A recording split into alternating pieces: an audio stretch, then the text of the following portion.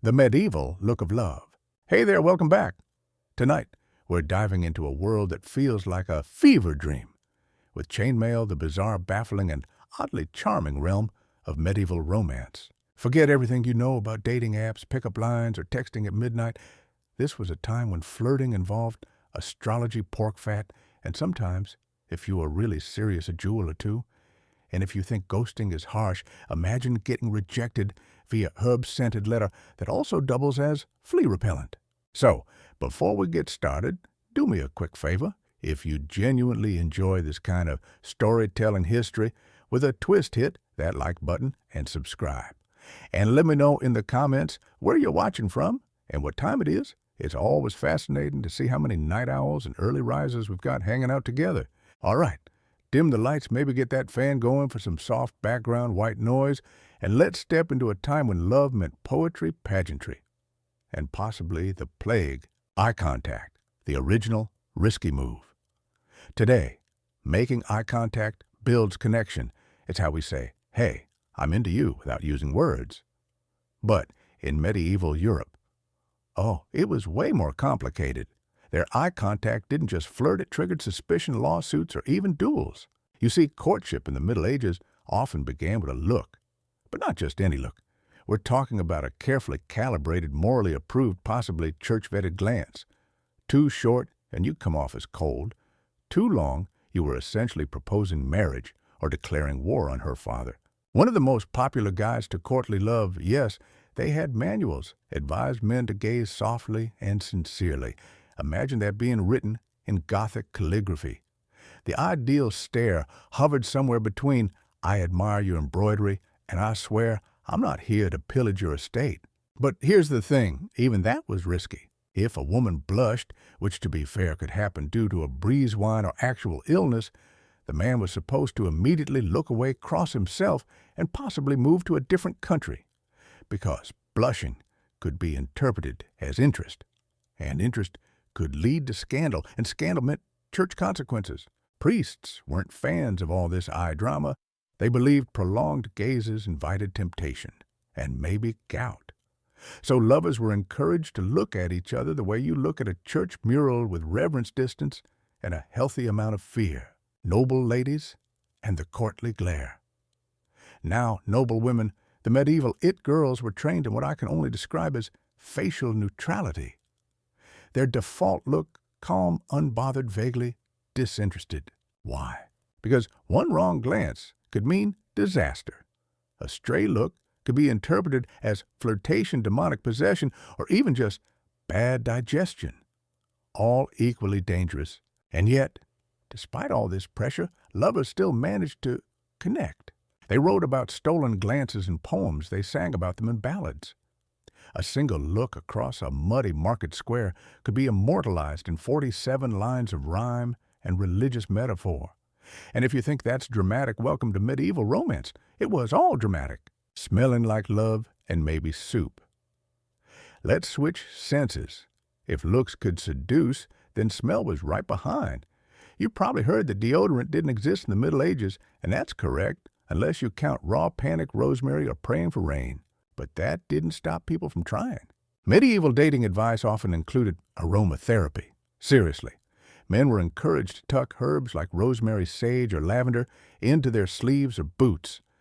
The idea, when they walked past a lady, she'd get a whiff of floral mystery and think, he's not like other sheep farmers. Wealthier folks carried pomanders, fancy little metal orbs filled with herbs, spices, and sometimes dried orange peel. They swung from your belt like a medieval air freshener saying, I bathe.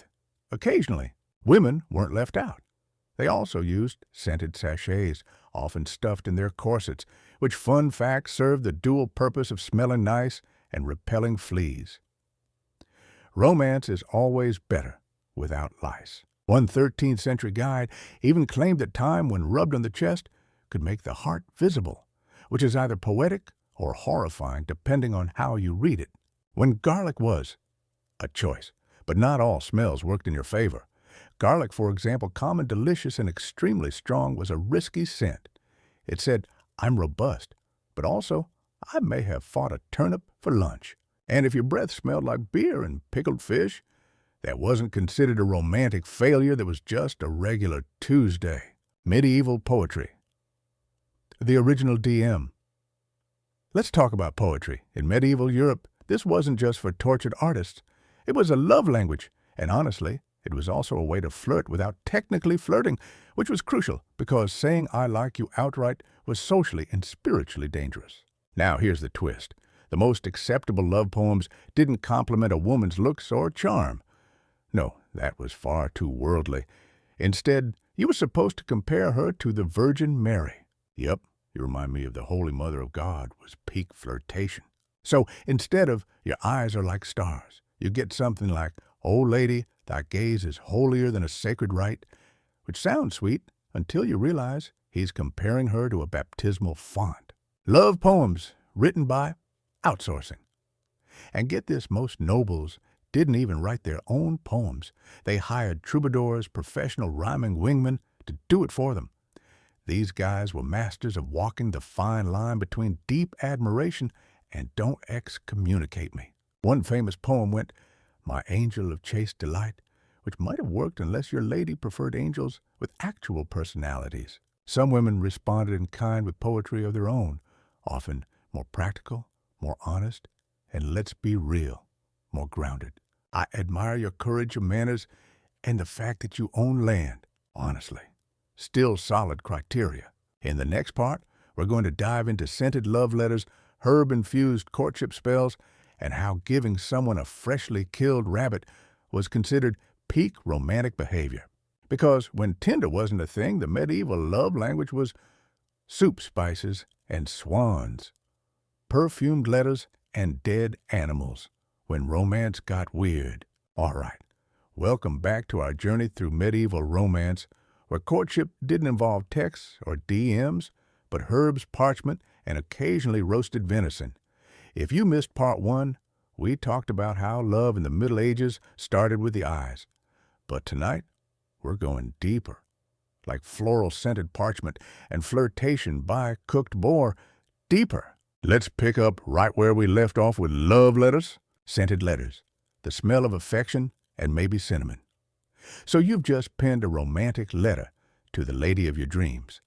It's filled with religious metaphors, subtle admiration, and carefully avoids anything too emotionally revealing because you know sin.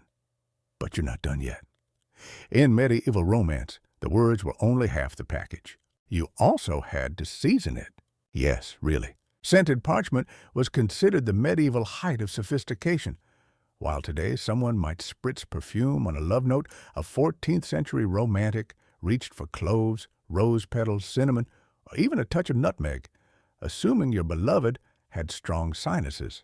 These weren't just smells. They were symbolic. Cinnamon, passion. Cloves, Blaubant's devotion. Saffron, I have money. Please notice me. Now here's the problem. After traveling for 3 days in a sweaty leather satchel, through goat traffic and rain-soaked paths, that delicate blend of rose and nutmeg ended up smelling less like love and more like parchment stew. Still, the thought counted, petals, potions, and unwanted fennel.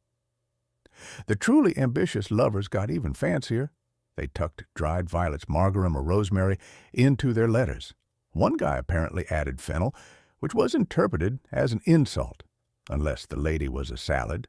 She was not. Wealthier courts infused entire scrolls with musk or rosewater, not for subtlety, but for olfactory assault. The goal wasn't gentle fragrance, it was hit your nose like a spiced dagger. Even the wax seal could be scented. Imagine opening a letter that smells like frankincense and daddy issues and then realizing it's just a medieval guy trying his best. Of course there were missteps. Some love poems were so heavily spiced they got mistaken for medicine, or worse, cursed scrolls. One was even said to attract mice during delivery. Romantic, maybe. Hygienic, definitely not. The hunt, nothing says, I love you, like a freshly slain boar. Let's talk gifts. Today, people give flowers, chocolates, maybe a playlist. In medieval Europe, you gave a dead animal, preferably one that was recently killed. You see, nothing said, I'm thinking of you, quite like a steaming boar's head presented on a silver platter. Why?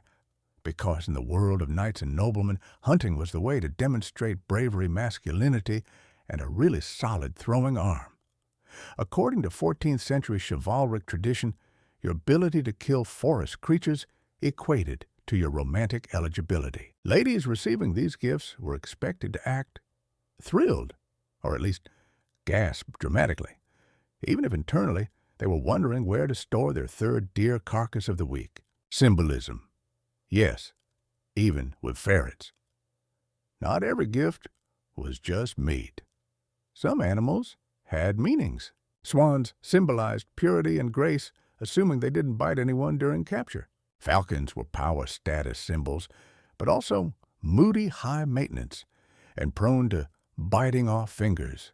Romance. Less noble men might settle for something smaller, like ferrets, hedgehogs, or the ever-popular rabbit. True story. One baker gifted a live duck to a miller's daughter. The duck escaped into the family's well. The relationship did not survive. The grandest gesture, the deer presentation. At the very top of medieval flirtation food chain was the ceremonial deer presentation. Picture this: a knight in full armor bursts into a banquet hall, dramatically carrying a fully roasted deer. Music swells. Trumpets blare. Everyone turns to stare, and he announces, "This deer is for her." Super romantic, super awkward, especially if she was vegetarian. The woman in return would smile curtsy and probably whisper to her maid, "Great," another antler centerpiece. When complimenting shoes was a bold move. Let's move into the world of compliments. In our world, we say things like, "You're beautiful," or "I love your smile." In the Middle Ages, that could get you excommunicated. Seriously, saying you have nice lips was basically announcing your intent to sin. So what did people compliment instead? Shoes. Yes, telling someone they had well-formed footwear was basically the medieval equivalent of shooting your shot safely. Pointed shoes known as poulains were so long they had to be tied to the knees to avoid tripping. If a lady could walk in them gracefully without falling into a moat that was hot. Complimenting her shoes allowed a man to appear respectful, seem observant, avoid hell. One etiquette guide even advised comment on her hemline or her step, but let not your gaze rise above the ankle lest you bring shame. Translation: be polite. Talk about her fashion. Don't sin. Footwear as flirting code. It worked in reverse too. Women would sometimes mention a man's boots, especially if they were made of Florentine leather or didn't smell like wet badger. The bar was low. In reality, complimenting shoes was code for "I've noticed you. I think you're elegant. Please notice me before my father marries me off to someone with pigs." And if she smiled back or gasped, complimented your shoes in return. That was basically a marriage proposal. There's an actual historical record of one such interaction. Man, your shoes are finely made. Woman, your cloak is well stitched. 2 months later, married, 5 goats and a vineyard sealed the deal. Up next in part 3, we're diving into astrology-based confessions, moon phases, as dating advice, and how getting rejected during a waning moon wasn't your fault. It was literally the stars. Because in medieval times, love wasn't just in the air. It was in the sky charts. Love under the moon, medieval astrology potions, and the perils of goose bites. Welcome back to our candlelit exploration of medieval romance, where love was just a feeling, it was a strategy. And sometimes that strategy involved the moon, a suspicious loaf of bread, and a wizard grandma whispering over herbs. Tonight, we're entering the truly mystifying world of astrological dating advice and love potions, because if you thought navigating feelings was hard, try doing it when Mercury's in retrograde and your potion smells like regret. Phase 1. Love and the lunar cycle. In today's world, timing your confession of love usually comes down to when it feels right. In medieval Europe, nope. You waited for the moon to give you the green light. Several medieval love manuals, and yes, these were actual books people studied, insisted that you shouldn't even think about confessing your love unless the moon was in the correct phase. A waxing moon, that's when its growing symbolized growth luck and successful declarations. A waning moon, shrinking, was seen as a terrible time for love. Anything started during a waning moon, relationships, friendships, business ventures, or soup, was believed to fade. One love guide literally said, "Confess under a waning moon, and she will surely say no. Also, your crops may fail." The astrology was serious and specific. But wait, it gets even more chaotic. There were warnings about full moons, too emotional, could cause drama or hiccups. New moons symbolized mystery, bad for clarity, confusing for everyone involved. Eclipses, avoid at all costs, unless your goal was heartbreak geese attacks or mysterious rashes. One monk, who probably hadn't dated in 3 decades, claimed that confessing under a new moon invited spiritual confusion, tooth rot, and I quote, romantic betrayal. Someone tried it anyway. He got bitten by a goose. Coincidence? Medieval minds said absolutely not. Lord's love, letters, and lunar logic. This wasn't just peasant superstition. Nobles took this stuff seriously. There are actual records of lords delaying marriages until the planets aligned more favorably. It was the 1300s version of ghosting. I like you, Beatrix, but Saturn is in retrograde and my astrologer says we're not vibing. Even flirting was timed. A glance across the banquet table, consult your star chart first. When the stars failed, bring in the potions. Now, if the stars weren't cooperating, or you just didn't feel like waiting until next month's waxing moon, you had a backup plan. Love potions. These were the medieval equivalent of, let me just mix this soup real quick and make them fall in love with me. Practical? Not really. Disturbing often. Popular? Extremely. What was in a love potion? Glad you asked. Here's a very real medieval recipe. Honey, sweetness of the heart. Basil, boldness. Rose petals, passion. Powdered dear heart. Yes, organ dust. Other recipes included cinnamon wine and occasionally ashes of burned hair, graveyard dirt, boiled fingernails, and if you were feeling really wild, a pinch of black cat fat, which we strongly do not endorse. Some were meant to be drunk. Others were rubbed onto clothing or hidden inside baked goods. You haven't known regret until you've bitten into what you thought was a biscuit and tasted rosemary, regret, and dirt. Whispering over bread. A medieval power move, one 12th century charm, recommended whispering a sacred chant over a piece of bread at sunrise. You then had to feed it to the person you loved without telling them. To be clear, this is how curses start. But back then, totally normal. These rituals weren't just village gossip. Some courts prosecuted potion makers for bewitching the nobility. One nobleman claimed a woman used enchanted rosemary on him. The trial ended with something like, "Yes, Harold, blame the herbs." Potions were less effective than wine. Most love potions didn't work. Or worse, they worked too well, by which I mean they made people dizzy, hallucinate, or write really bad poetry. Still, belief was powerful. If someone thought they were under a spell, they might act like it. In a way, love potions worked through the same mechanism as modern dating. Confidence plus alcohol. When flirting required a sword. So let's say you've consulted the stars, used a potion, and finally locked eyes with your beloved. What happens if someone else makes a move? Simple. Draw your sword. Medieval etiquette said that if another man even glanced at your romantic interest for half a second longer than acceptable, you had exactly 2 choices. Write a passive-aggressive poem or challenge him to a duel. Most chose the duel. Faster results. More blood.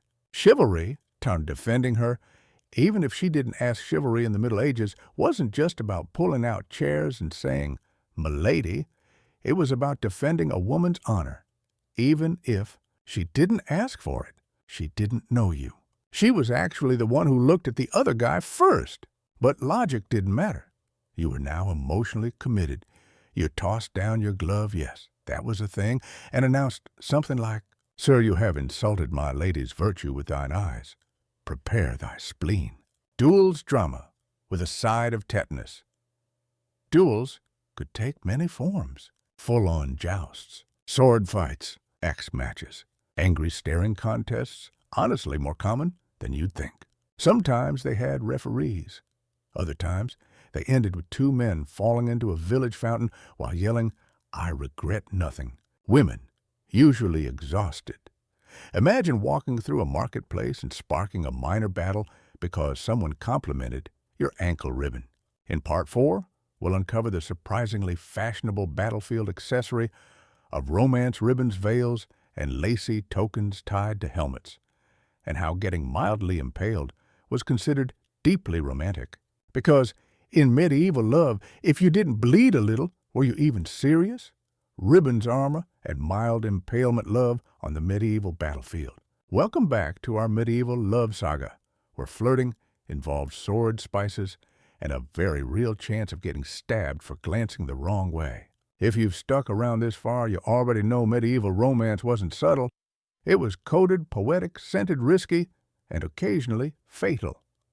Tonight, we explore what happened when knights decided to literally wear their heart on their armor, and how war and wooing became two sides of the same sword. Let's get into it. Wearing her colors, the medieval flex. So you're a knight. You're heading off to war or to a jousting tournament. You've got your sword, your armor, your courage, and one more thing, a lace ribbon from the lady you love. Welcome to the tradition of wearing her colors. This wasn't just romantic, it was borderline theatrical. Knights would tie tokens from their beloved's ribbons, veils, sometimes entire embroidered sleeves onto their armor, their helmets, or even their horses.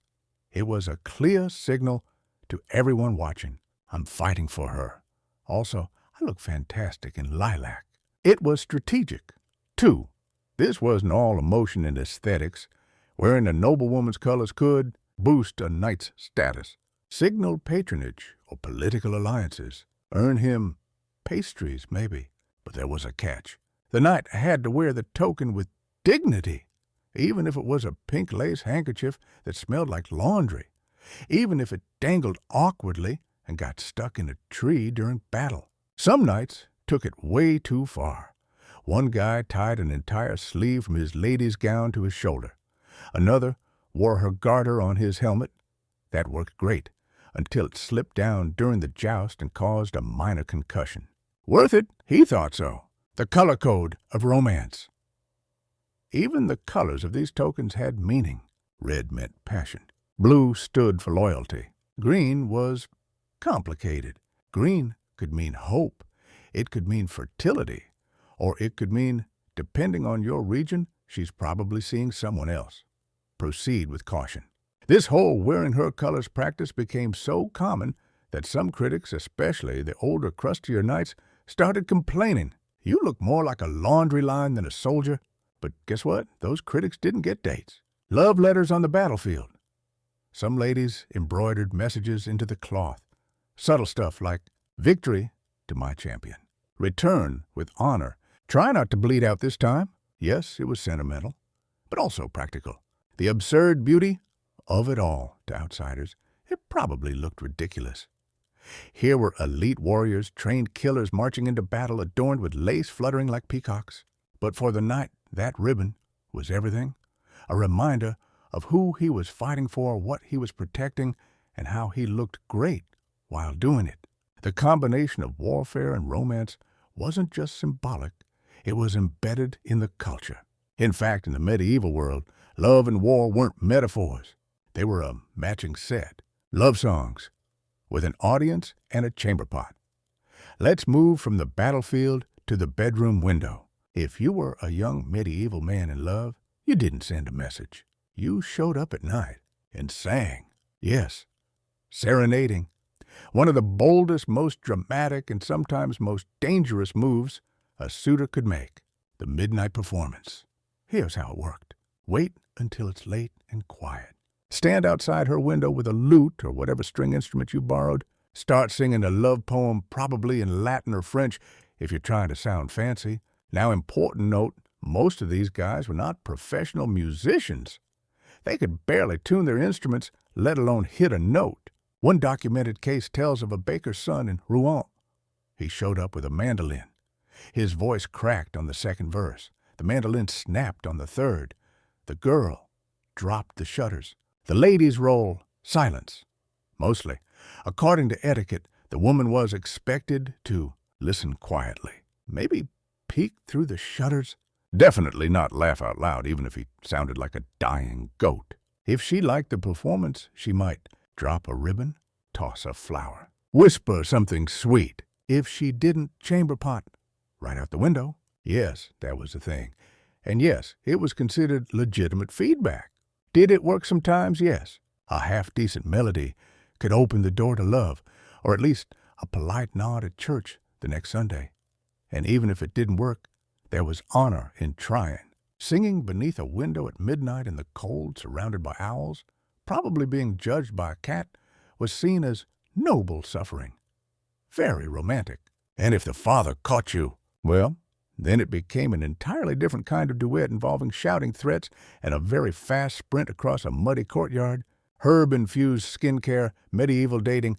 Gets weirder. You know how people today use moisturizers and serums. Medieval singles had their version of that. Only it wasn't Clinique. It was herbs rubbed on the face. No, really. The logic, smell good, look glowy, get married. Simple enough. Love guides actually encouraged people to crush basil, mint, or rosemary. Rub the mixture along their cheeks, temples, or jawline. Walk confidently through town, radiating herbal energy.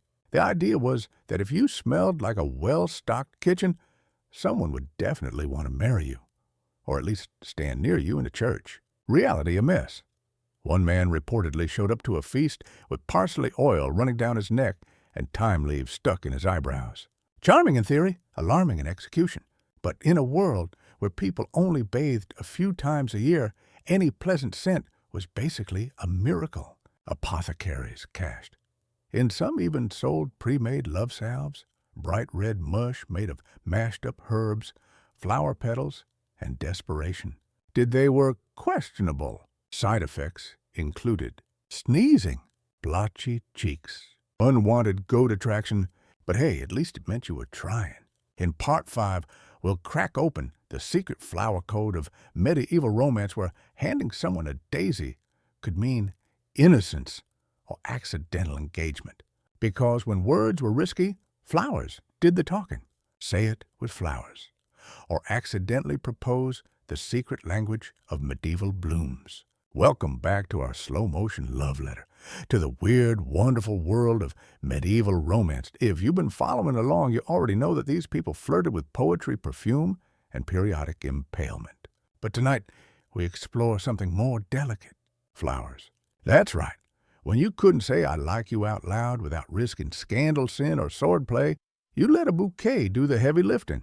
Because in the Middle Ages, handing someone a single bloom could be more loaded than an entire handwritten sonnet and a whole lot riskier if you picked the wrong one.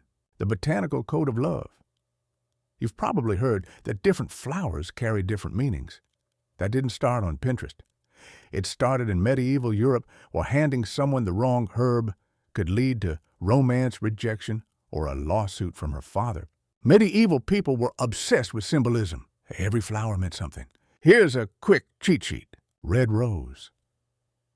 Passion and love. Violet, modesty.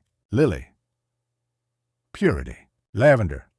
I like you, but let's not get excommunicated about it. They weren't just gestures. They were messages. If words were too dangerous and eye contact could spark duels, flowers were the perfect workaround. You could express longing, devotion, guilt, apology, all with petals. Bouquets were basically puzzles. It wasn't just about one flower. It was about the combination. A well-crafted bouquet was a coded message, like a medieval version of a text thread written entirely in emojis and double meanings. Want to say I desire you, but I'm conflicted? Try. Columbine, foolishness. Carnation, fascination. Maybe some mint clarity to balance it out. Need to apologize for flirting with her sister at the feast last week. White hyacinth. Translation. I'm sorry. I was an idiot. Please, still consider the goat I gifted your father. Trying to break things off gently. Yellow carnation. Rejection. But classy. Entire books were written about. This medieval florals weren't just freestyle. Monks, scholars, and noble ladies actually compiled manuscripts explaining flower meanings. These books turned gardens into emotional minefields. Carrying a daisy in your belt might mean innocence. Dropping a thistle on someone's doorstep. That's medieval for I'd rather marry a tree. And yes, people really did drop thistles. Savage. Women sent flowers. 2. It wasn't just men tossing petals around. Noble women often responded in kind. Let's say a man gives her a bouquet of red roses and rosemary. Passion and remembrance. If she likes him, she sends back lavender, gentle approval. Maybe a white lily purity plus. I'm thinking about it. If she doesn't like him, she throws it in a ditch or feeds it to her geese. Or if she's feeling particularly medieval, sends back a dead weed with a note. One noblewoman famously replied to a bouquet with a single dry branch and the message, "I prefer monks." Brutal, iconic. Goat-related incidents were common. Look, this was the countryside.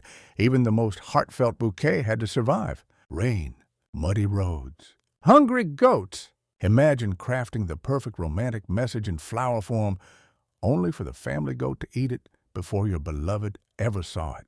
It happened. Frequently. One poor squire tried to deliver a bouquet across the village. The family goat got to it first. The girl thought it was a prank. He was rejected. The goat, however, was quite pleased. Flower drama at tournaments. Flowers weren't just exchanged privately. They played a huge public role at tournaments, the medieval version of a combination gladiator event fashion show and dating mixer. Ladies would hand their chosen knight a bouquet before the tournament. He'd tie it to his lance or armor. This was a big deal. If he won the joust, romantic triumph. If he lost horribly in round 1, oof, not great for the relationship. Sometimes knights wore flowers for multiple women, a scandal waiting to happen. One recorded incident involved a knight being handed a bouquet by 2 noblewomen at the same event. He accepted both.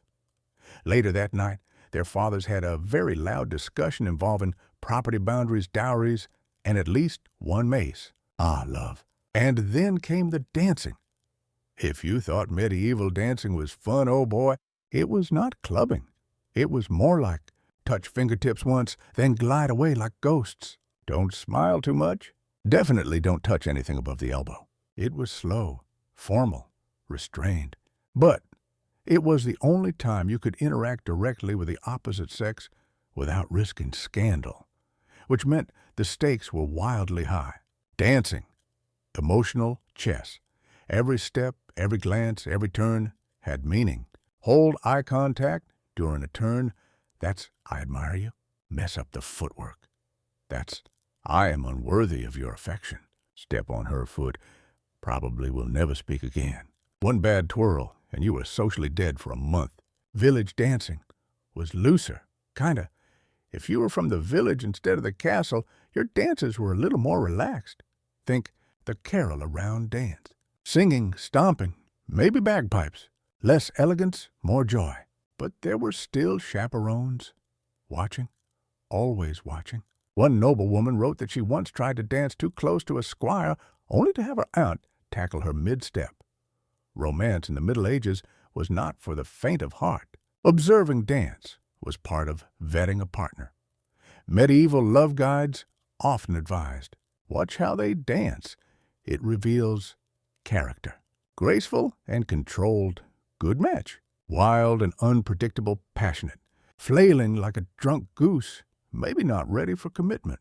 It was like a dating profile in motion, with drums. In Part 6, we'll tackle the final boss of medieval romance, winning over her family, especially her father. Because you might have survived duels, dancing, and floral drama, but if you couldn't impress her dad or his goats, it was game over. Meet the parents' dowries goats and the final boss battle of medieval love. Welcome back to our winding journey through the cobblestone alleys of medieval romance. So far, you've serenaded her under the stars, rubbed basil on your face, worn her lace ribbon into battle, and maybe even survived a floral rejection via thistle. But now, you face the true test. Not her heart. Her family. In particular, her father, a man who likely owns sheep, drinks like a blacksmith, and has a suspicious eye for any boy who shows up wearing perfume. Because in medieval Europe, winning a woman's affection was half the battle. The other half, convincing her parents, and usually her father, that you were stable, respectable, not currently excommunicated. Let's talk about the medieval version of meeting the parents. This wasn't about romance. It was about real estate. In modern dating meeting, the parents is a milestone. In the Middle Ages, it was a financial negotiation wearing a social disguise. Marriage wasn't just about affection. It was about land, livestock, political alliances, and whether you could keep a roof over her head that didn't leak during thunderstorms. Her father wasn't thinking, is he kind? He was thinking, does he have goats? Can he churn butter? Is his cloak stitched or stapled? The dowry medieval relationship starter pack. Let's talk dowry. This wasn't just a gift, it was an investment portfolio with chickens. A dowry typically included land, livestock, coins, tools, or in noble families' castles and military alliances. It was paid by the bride's family to the grooms, essentially saying, thanks for taking our daughter off our hands. Here's a pig. If you were a poor suitor, your job was to match or exceed this gesture with a counteroffer. This could be a bag of grain, a carved spoon, a well-trained falcon, or if you were wealthy horses, gold, or an entire forest with attached peasants. Nothing said, I'm serious, like showing up with multiple pigs and a local monk to explain your intentions. Do you have land? Was the medieval. Do you have a job? Noblemen and peasants alike cared about stability. You could write all the love poems you wanted, but if you didn't have a decent plot of land, a working plow, and at least one tooth, you were going to struggle. Fun fact, how many sheep do you own was considered a top-tier compatibility question. Fathers were the gatekeepers. Your biggest obstacle, her father.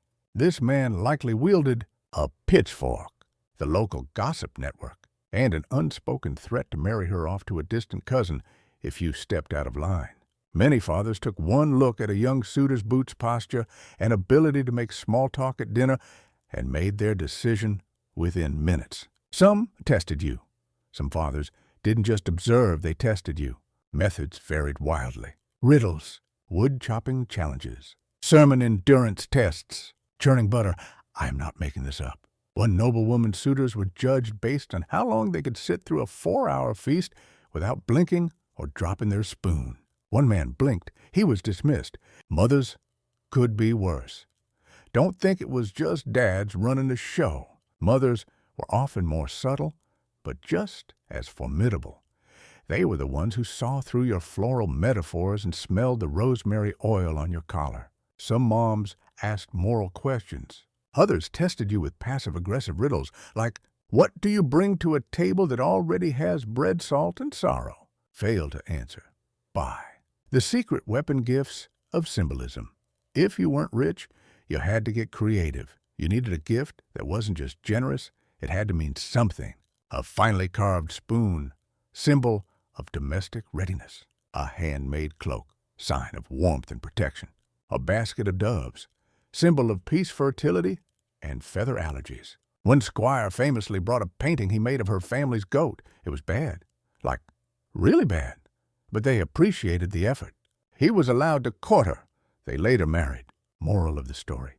If you can't bring a castle, bring creativity. In villages, it was even trickier. In smaller towns, everyone knew everyone, and reputation was currency. You might not have to impress a baron, but you definitely have to prove yourself by defending the mill during flood season, wrestling a neighbor over a disputed fence, or winning the maypole dance contest. Don't ask it involved ribbons and mild injury.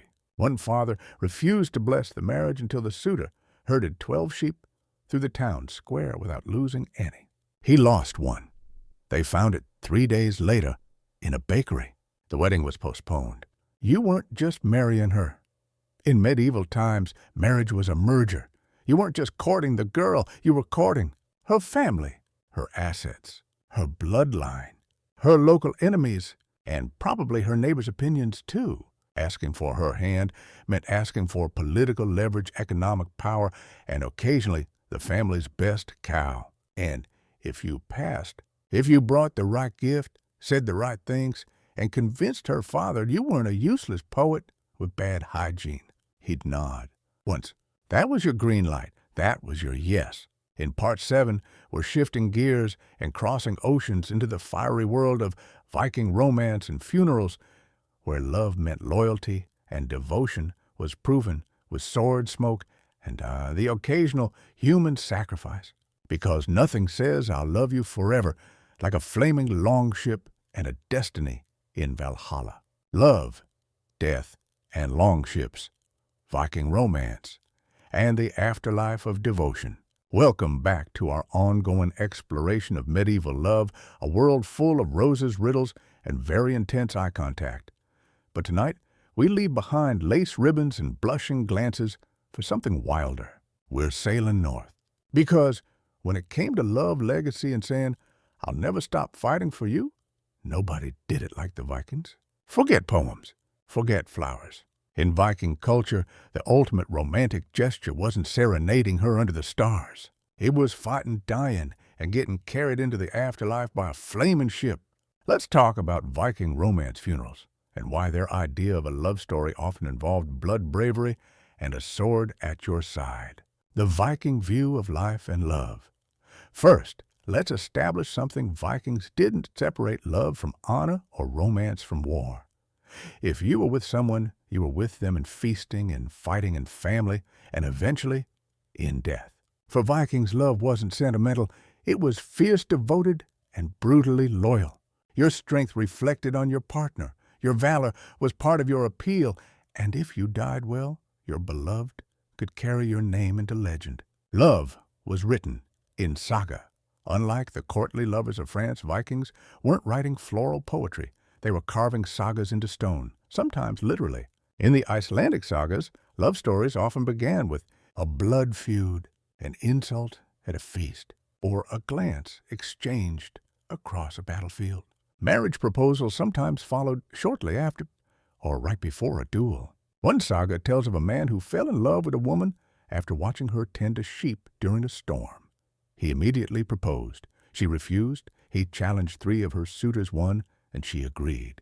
Not because he was sweet, but because he proved he could survive a fight. Viking weddings were binding. Literally, Viking weddings were legal, symbolic, and often involved exchanging swords, standing on ancestral land, sharing mead from a ceremonial horn. A woman might give her husband a sword from her father's house, symbolizing her trust and family bond. The man in return offered protection, not just physical, but spiritual, because in Norse belief, love didn't end with death. In fact, that's where it really began. Viking funerals. Death as devotion. Let's say a Viking warrior dies. He fought bravely, loved fiercely, protected his family, and honored the gods. Now, he needs a send-off. But this wasn't just a goodbye. This was a launch into eternity, a sacred passage meant to honor not just the man, but the people he loved. There were 2 main ways to bury the dead. Ship burial. The soul sails into the afterlife. Cremation. The flames purify the spirit, rising to the gods. Either way, it wasn't just a body disposal. It was a spiritual rocket launch. The ship burial romance on fire. When you imagine Viking funerals, you probably picture a long ship burning on the water. That image, not a myth. It's real, though rare, and mostly reserved for the elite. The ship symbolized the journey to the next world. A man buried in a ship wasn't just dead, he was traveling. To Valhalla if he died bravely, to Folkvanger if chosen by Freya, or to Helheim if death found him softly. Alongside him in the ship were weapons to fight in the afterlife, food and drink for the journey. Treasure status never dies. And sometimes a loved one. Yes, human sacrifice was real. This is where things get dark. In some Viking funerals, particularly for chieftains or noble warriors, it wasn't just the dead who were sent off. It was their servants' animals, and in some cases, their lovers. Ibn Fadlan, a 10th century Arab traveler, described a Viking funeral where a female slave volunteered or was chosen to follow her master into death. She was honored, celebrated, drugged, then sacrificed. Her final words were reportedly, "I see my Lord. He calls to me." It's chilling, heartbreaking, and deeply revealing of how the Norse tied love and loyalty so tightly that death wasn't a separation, it was a reunion. The fire was a portal. In cremations, the body was placed on a pyre surrounded by possessions, weapons, jewelry, a favorite dog, a drinking horn. The flames weren't just for show. Fire was seen as a purifier burning away the body and sending the soul skyward to Odin, to Freya, or wherever the god saw fit. And here's the kicker: lovers sometimes jumped into the fire or lay themselves beside it. Because for the Norse, a love not worthy of death wasn't worthy of legend. Grave goods, the final love language in Viking burials. The grave goods told the story. You didn't just get buried with your best sword. You were buried with a lock of your lover's hair, a cloak she embroidered, a note carved in runes saying, "Remember me." These weren't just trinkets. They were emotional armor protection for the next life, reminders of a love that defied fire and time. Women in Viking death. Here's something many people miss. Viking women weren't just passive figures. They were mourned, revered, even feared. The Oseberg ship, one of the most famous Viking graves ever found, was for two women, likely a queen and a vulva, a spiritual seer. They were buried with a ship, rich fabrics, carved sleighs, and powerful magical artifacts. One was likely a witch, which in Viking society meant respect, not accusation. Love, death, and magic were deeply intertwined, and women often held the thread. Legacy over everything. In the end, Viking romance wasn't about flowers or flattery. It was about action, sacrifice, legacy. You didn't prove your love with words. You proved it with steel, with loyalty, and with the willingness to face death with someone's name in your heart. In Part 8, we'll return to the canals of Venice and explore how love got political, where masked balls hid forbidden desires, and a glance across a ballroom could lead to either romance or ruin. Because sometimes love is best expressed behind a mask, especially if it means breaking every rule to feel something real. Love behind the mask. Venice intrigue and the dance of desire. Welcome back. Tonight, we trade the fiery Viking afterlife for something equally mysterious but far more subtle. We're entering a city of shadows, of canals, secrets, and velvet masks. Venice. In medieval and Renaissance Europe, Venice wasn't just a trade capital. It was a world of illusion, of pageantry, of carefully veiled chaos.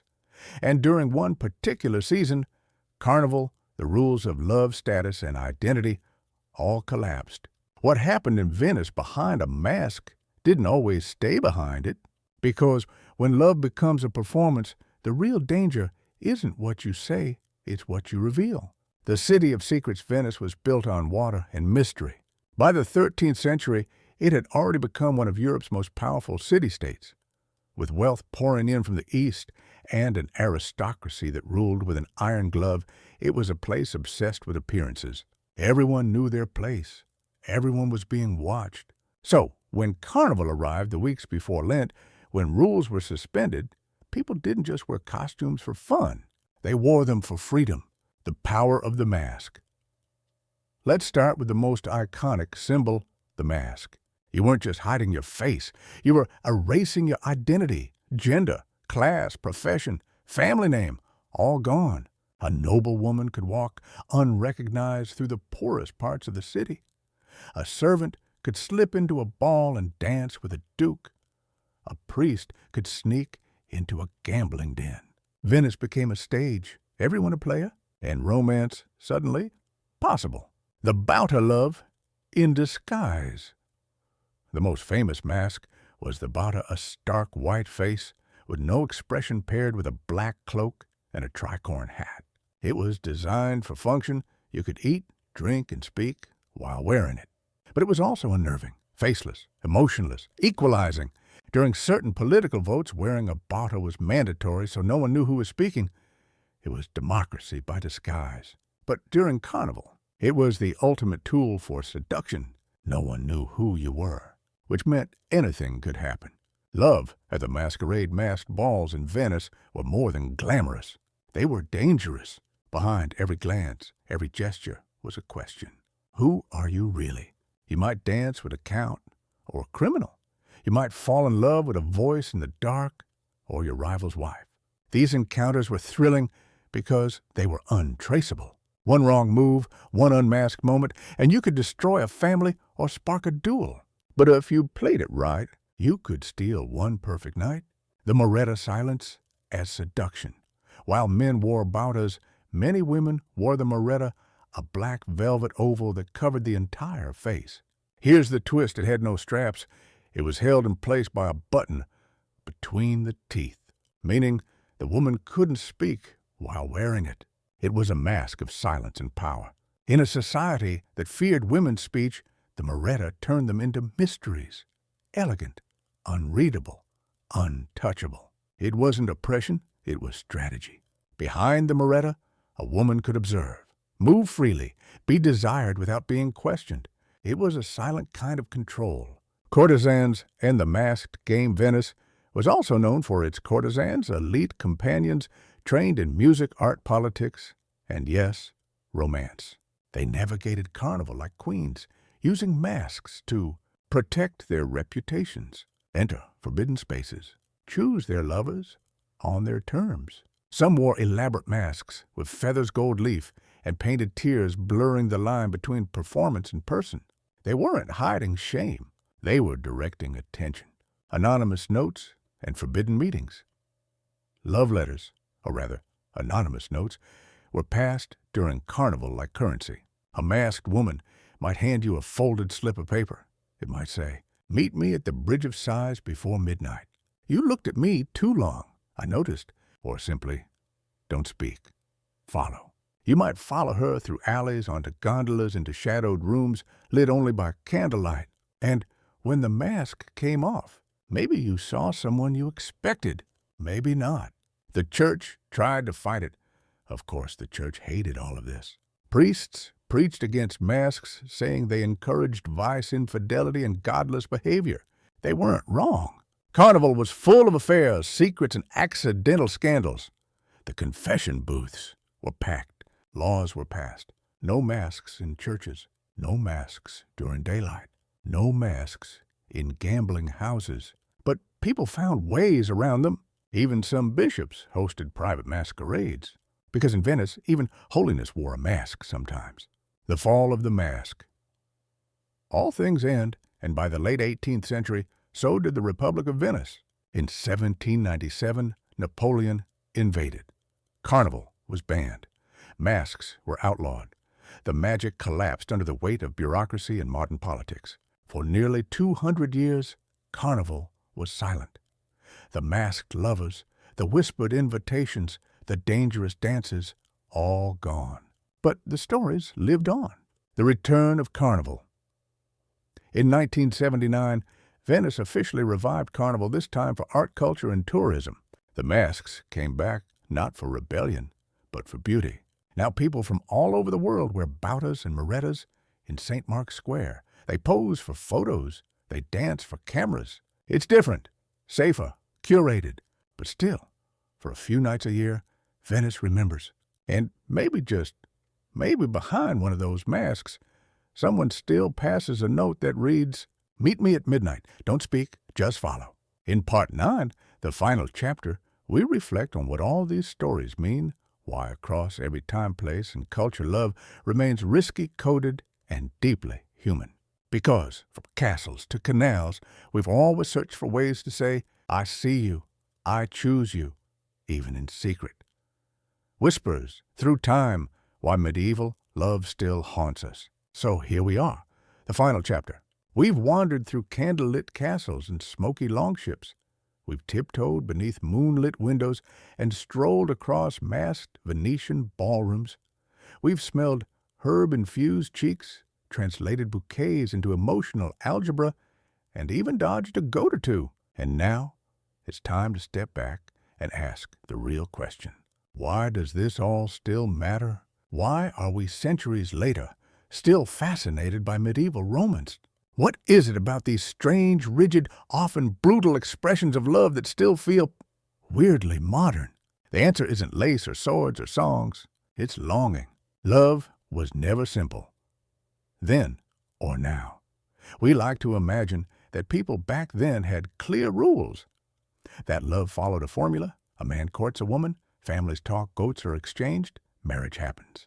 But the reality, it was complicated.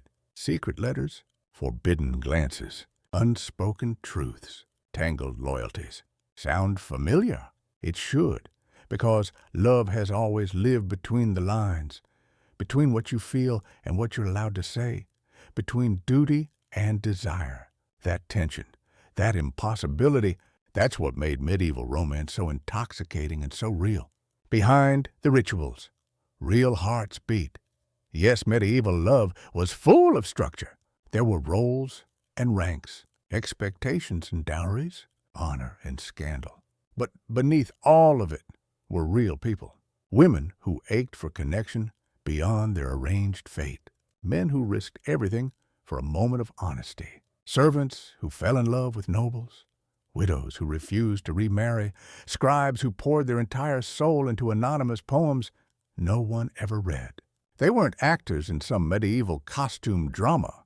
They were us longing, doubting, risking, regretting. The mask never disappeared. The Venetian mask may be the most honest symbol we have. Because, let's be real, don't we all still wear them? Online we curate personas. On first dates we perform. We smile when we want to scream. We ghost when we should speak. The technology changed. The rituals evolved. But the game still here. Courtship is still a language. Think back. Sending a carefully worded text. Leaving someone on scene. Wearing a shirt just because you knew they'd be there. Liking a post 3 months back on purpose. We're still writing love poems. They're just digital now. We still speak in code flowers replaced with emojis. Secret meetings swapped for midnight calls. We're still hoping someone will notice the ribbon we tied to our armor, even if now it's a playlist or a song lyric posted at 2 a.m. Love is still dangerous. Here's something medieval lovers understood deeply. Love can ruin you.